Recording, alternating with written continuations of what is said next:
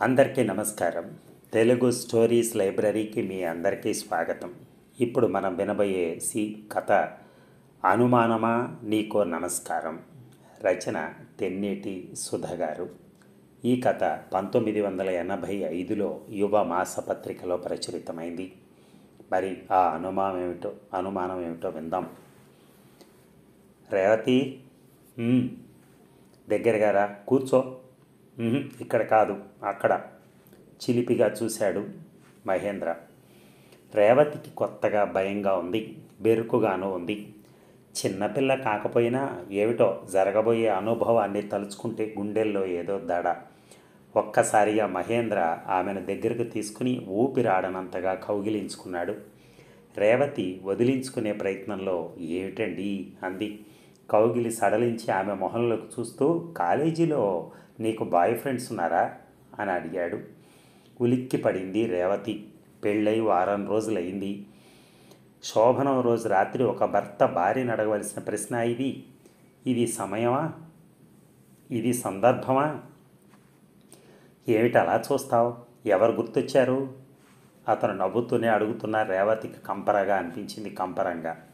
ఎవరో గుర్తుకు రాలేదు. తొలిరేయి గురించి ఎన్నో కథలు చదివాను, సినిమాల్లో చూశాను. కానీ మీలాగా ఏ భర్త భార్యను ప్రశ్నించడం చదవలేదు, ఇలా చూడలేదు, వినలేదు అంది కాస్త నిష్ఠూరంగా. ఓ, చాలా చమత్కారంగా మాట్లాడుతున్నావే. BA చదివింది కో ఎడ్యుకేషన్ కాలేజీ కదా. ఈ కాలంలో ఆడపిల్లల పాతివృత్యం గురించి నాకు బాగా తెలుసులే. వ్యంగ్యంగా అంటున్న అతని మాటల ధోరణికి దెబ్బతిన్నట్టుగా చూసింది రేవతి. ఆమె మనస్సు చిన్నబోయింది. మహేంద్ర ఏమనుకున్నాడో బిగ్గరగా నవ్వి, ఏమిటలా దూరంగా పోతున్నావు? ఇది దగ్గరికి రావాల్సిన సమయం. ఆమెను దగ్గరికి లాక్కున్నాడు. అతని స్పర్శలో ఏదో లోకంలో తేలిపోబోతున్న రేవతి మళ్ళా ఉలిక్కి పడింది అతని మరో ప్రశ్నకు. నీకిది నిజంగా మొదటి అనుభవమేనా? మనస్సులో శూలం గుచ్చినట్టయింది. కళ్ళల్లో చివ్వున నీళ్లు చిమ్మిల్లాయి. ఒక్కసారిగా అతన్ని వదిలించుకుని పక్కకు జరిగింది. ఏమిటి అలక? విసుక్కున్నాడు మహేంద్ర. మీరు మాట్లాడే విషయాలు నాకు నచ్చలేదు. నిర్మలమైన మనస్సులతో ఒకటి కావలసిన రోజు ఇది. అంతేగాని కుళ్ళు మనసుతో మన సంసారాన్ని ఆరంభించడం నాకు ఇష్టం లేదు, రోషంగా ఆవేదనగా అంది రేవతి. స్వచ్ఛంగా ఉండాలి కాబట్టే అడుగుతున్నాను. మధు ఎవరు? నా క్లాస్మేట్. అతనికి నీది ఏ రకమైన సంబంధం? స్నేహం, అంతే. మీరిద్దరూ పెళ్లి చేసుకోవాలని అనుకోలేదా? ఉలిక్కి పడింది రేవతి. అతనికి ఎటువంటి మనస్సో తేటతెల్లమవుతోంది. ఇతనితోనా తన సాహచర్యం చేయబోయేది? గుండెలు దడదడలాడుతున్నాయి. ఏం మాట్లాడమే? మళ్ళీ గద్దించాడు. నాకు అతనికి ఏ విధమైన సంబంధం లేదు. కానీ అతను నిన్ను వివాహం చేసుకోవాలని అనుకున్నాడు. ఇదంతా అబద్ధమా? అతనికి ఆ అభిప్రాయం ఉండేది, కానీ నేనెప్పుడు అతన్ని ఆ దృష్టితో చూడలేదు. ఆ విషయం అతనికో నేనెప్పుడో స్పష్టంగా చెప్పాను. పతివ్రతల్లా కబుర్లు చెప్పకో. నీ చరిత్ర అంతా మొన్ననే సేకరించాను. ఈ నిందకు రేవతి కళ్ళల్లో నీళ్లు తిరిగాయి. నోట్లోంచి మాట రాలేదు. కొంచెం సేపు ఆగి మళ్ళీ మహేంద్రే అన్నాడు. పోన్లే, ఇప్పుడు అదంతా ఎందుకు? కాసేపు సరదాగా మాట్లాడావంతే. ఏమిటంత సీరియస్? అయినా రావోయ్ అని చేయబట్టి ఆమెను దగ్గరికి లాగాడు. యాంత్రికంగా అతని చేష్టలకు ఆమె మైనం బొమ్మలా తయారైంది. కానీ రేవతి మనసు మాత్రం అతని పట్ల విముఖతతో దూరం జరిగిపోతోంది. మధుకి తనకి కేవలం స్నేహమేనంటే నమ్మే సంస్కారం మహేంద్రకు లేదని స్పష్టమైపోయింది. అతని స్వభావం కూడా తెలిసిపోయింది. పెళ్ళి, లాటరీ, ఎటువంటి వాడితో ఎలా జీవితం గడపాలో అడుగు పెట్టే వరకు తెలియదు. అనుకూలమైన జత దొరికిందా లాటరీలో ₹1,00,000 విజేతలమైనట్టే. తద్వ్యతిరేకమైతే సర్వం కోల్పోయినట్టే. శోభనం గదిలోకి అడుగు పెట్టకముందే తాను పెళ్ళి అనే లాటరీలో ఘోరంగా పరాజయం పొందినట్టుగా గుర్తించింది రేవతి. నిట్టూర్చడం మినహా అప్పుడు చేయగలిగిందే ఉంది. తీయగా కరిగిపోవాల్సిన రేయి బాధగా నిట్టూర్చింది. ఇక ఉదయం లేచి స్నానం చేసి మహేంద్ర లేచేసరికి కాఫీ తీసుకుని గదిలోకి వచ్చింది రేవతి. రాత్రి అతనితో జరిగిన సంభాషణ అబద్ధమైతే బావుండు అనిపిస్తోంది. కాఫీ అందుకుంటూ తాను చిలిపిగా కవ్విస్తాడేమోనని ఏమోలో ఉన్న ఆశ అతని ప్రశ్నకు ఆరిపోయింది. మధు ఉండేది ఈ ఊళ్ళోనే కదూ? కడుపులో దేవేసినట్టుంది అతని ప్రశ్న. అనుమానం రోగం, అది చావుతో కానీ పోదు అనుకుంది కసిగా. ఇక్కడే బ్యాంకులో పనిచేస్తున్నాడు అంది నిర్లిప్తంగా. ఫోన్ నెంబర్ తెలుసా? "ఆ, సాయంత్రం మన ఇంటికి భోజనానికి రమ్మని ఫోన్ చెయ్యి" అన్నాడు కాఫీ సిప్ చేస్తూ, రేవతి మొహంలో భావాలను గమనిస్తూ. ఇప్పుడు అతనెందుకు? మొహం చిట్లించింది రేవతి. నీ స్నేహితుడు కదా, నేను పరిచయం చేసుకుని స్నేహం పెంచుకుందామని. అతను ఇప్పుడు మన ఇంటికి రావటం నాకు ఇష్టం లేదు. నేను అతన్ని రమ్మని ఫోన్ చేయమన్నాను, నువ్వు చేయాల్సిందే, విన్నావా? అధికారికంగా అన్నాడు మహేంద్ర. నాకిష్టం లేదు, నేను చెయ్యను. అక్కడి నుంచి కదలబోయింది రేవతి. రేవతి, మహేంద్ర అంటే ఏమనుకున్నావో? ఎప్పుడు ఏ నిమిషం కూడా నా మాటకు ఎదురు ఉండకూడదు, విన్నావా? గర్జించాడు మహేంద్ర. ఎంతో అపురూపంగా పెరిగిన రేవతి కళ్ళల్లో నీళ్లు నిండాయి. శ్లేష్మంలో పడ్డ ఈగ చందాన ఉంది పరిస్థితి. ఈ బంధాన్ని తెంచేసుకుని సాధ్యమైనంత దూరం, సాధ్యమైనంత తొందరలో పారిపోవాలనుకుంది. దాంపత్య జీవితంలో అడుగుపెట్టిన మరుసటి రోజే ఈ విధంగా అనుకోవలసి రావటం ఎంత దౌర్భాగ్యం. అందమైన ఈ ముఖం తోడేలు కప్పుకున్న ముసుగులా ఉంది. చేష్టలుడిగి నుంచున్న రేవతి బ్రష్ మీద పేస్ట్ వేసి బాత్రూంలో వేడినీళ్ళు పెట్టు అని మళ్ళీ గర్జించాడు. నిస్సత్తువుగా బాత్రూం వైపు నడిచింది రేవతి. అతను మొహం కడుక్కొని స్నానం చేసి వచ్చాడు. యాంత్రికంగా ఇడ్లీ ప్లేటు మంచినీళ్ళు ముందుంచింది. "నువ్వు తిన్నావా?" అన్నాడు. లేదన్నట్టు తల ఊపింది. "నువ్వు తెచ్చుకో." "నాకు తినాలని లేదు" అంది. అయినా తినాల్సిందే. అంత అధికారం ఇంతకుముందు ఎప్పుడూ ఎరగని రేవతి అతని ప్రతి మాటకు ఉలిక్కి పడుతోంది. తప్పనిసరిగా ప్లేటు తెచ్చుకుని కూర్చుంది. అదొక జైలులాగా, తనొక ముద్దాయిలాగా, బందీగా, మహేంద్ర యముళ్ళ అనిపిస్తుందే కానీ కాపురానికి వచ్చిన రెండో రోజు భర్తతో పంచుకోవాల్సిన అనుభూతులేవీ కూడా మనస్సు ఛాయల్లోకి రావటం లేదు. చిన్న ఇడ్లీ ముక్క కూడా గొంతు దిగటం లేదు. మహేంద్ర మాత్రం గబగబా తినేశాడు. "ఇవిగో, ఎల్లుండి ఊటీకి వెళ్ళటానికి టికెట్స్ బుక్ చేశాను." మన ఆనందానికి ఇప్పుడు ఊటీయే తక్కువైంది అనుకుంది అక్కసుగా రేవతి. రేవతి వంట చేసింది. 9:30 గంటలకు ఆఫీస్కి బయలుదేరే ముందు అన్నం వడ్డించమంటారా అంది. అసలు అతనితో మాట్లాడాలని ఏ కోశానా లేదు. "క్యారేజ్లో పెట్టు" అన్నాడు. అన్నం క్యారేజ్లో పెట్టి తీసుకొచ్చి టేబుల్ మీద పెట్టింది. ఫోన్ పక్కన కూర్చొని "మధు ఫోన్ నెంబర్ ఎంత?" అన్నాడు మహేంద్ర. అతని ఉద్దేశం ఏమిటో అంతుపట్టడం లేదు. మాట్లాడకుండా చిన్న స్లిప్ మీద నెంబర్ వేసి అతనికి ఇచ్చి వెళ్ళబోతుంటే కూర్చోమన్నట్టుగా కుర్చీ చూపించాడు. రేవతి కూర్చుంది. ఫోన్ డయల్ చేసి రింగ్ అవుతుంటే ఆమె చేతికిచ్చాడు. "మధుని పిలిచి రాత్రి మన ఇంటికి భోజనానికి రమ్మను" అన్నాడు. ఫోన్ చేతిలోకి తీసుకుంది. మధు లైన్లోకి వచ్చాడు. "హలో, నేను రేవతిని మాట్లాడుతున్నాను" అంది. "ఓ రేవతి, బాగున్నారా? పెళ్ళికి రాలేకపోయాను, సారీ. ఎలా ఉంది కొత్త జీవితం? మీ వారు ఎలాంటి వారు?" "ఆయన చాలా చాలా మంచివారు, చాలా విశాల హృదయులు.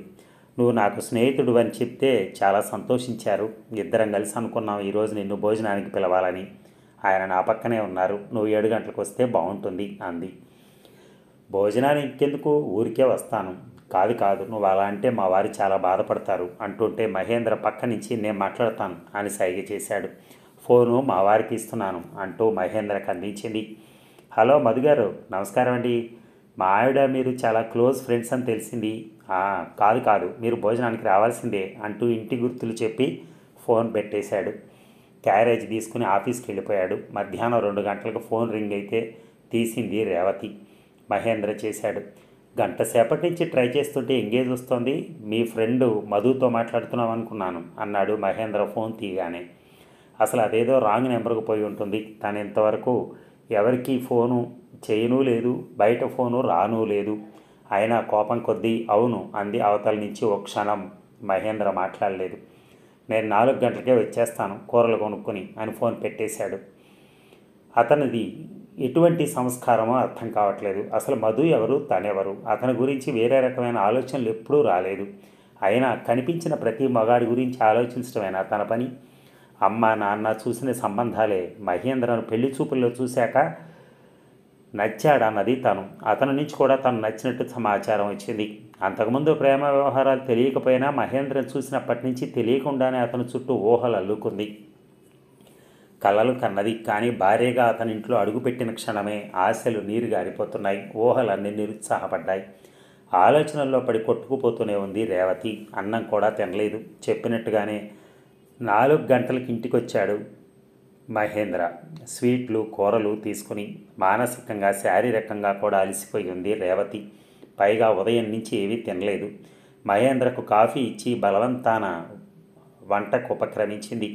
కూరలు తరుగుతుంటే అడిగాడు, నువ్వు మధు కలిసి ఎన్ని సినిమాలు చూశారు అని. తలెత్తి తీక్షణంగా చూసింది కానీ ఏం మాట్లాడలేదు. అతను ఏమనుకున్నాడో ఊరుకున్నాడు. అంత అభిమానం గల తన్ని అతను అంత అవమానిస్తుంటే ఎలా భరిస్తుందో. ఏదో వంట అయిందనిపించింది. అలాగే వెళ్ళి మంచం మీద పడుకుంది. టైం 6:30 అయినట్టుంది. రేవతి పిలుస్తూ లోపలికి వచ్చాడు. మహేంద్ర పడుకునున్న రేవతిని చూసి, ఏమిటి పడుకున్నావు, లేచి మొహం కడుక్కో అన్నాడు విసుగ్గా. అతనితో వాదన ఇష్టం లేదు. లేచి మొహం కడుక్కుని చీర మార్చుకుంది. మనసు దిగులుగా ఉంది. మీ ఫ్రెండ్ వస్తున్నందుకు సంతోషపడాలి కానీ అలా ఉన్నామే, భయపడుతున్నావా? అతను ఏం మాట్లాడినా క్రూరంగా కర్కశంగా ధ్వనిస్తోంది. తప్పు చేసిన వాళ్ళు భయపడతారు, నాకెందుకండి భయం అన్నది మెల్లగా.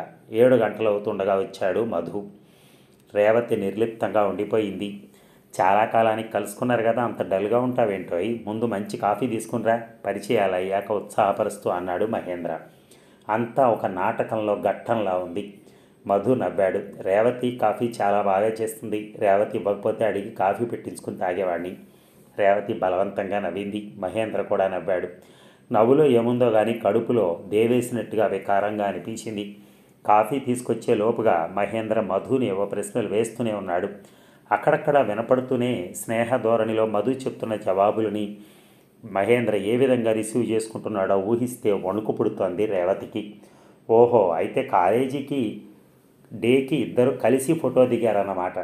అది రేవతి ఆల్బంలో పెట్టుకుంది. రేవతి, మీ ఆల్బం చూపించలేదా? తీసుకురా, సరదాగా చూద్దాం అని కాఫీ తీసుకొచ్చిన రేవతితో అన్నాడు మధు మామూలుగా. రేవతి గొంతు తడారిపోయింది. నిష్కల్మషంగా మాట్లాడుతున్న అతని మాటలను అర్థం చేసుకునే సంస్కారం మహేంద్రకు లేదని అతనికి తెలియదు. కాఫీ తీసుకోండి అంది ట్రే అక్కడ పెడుతూ.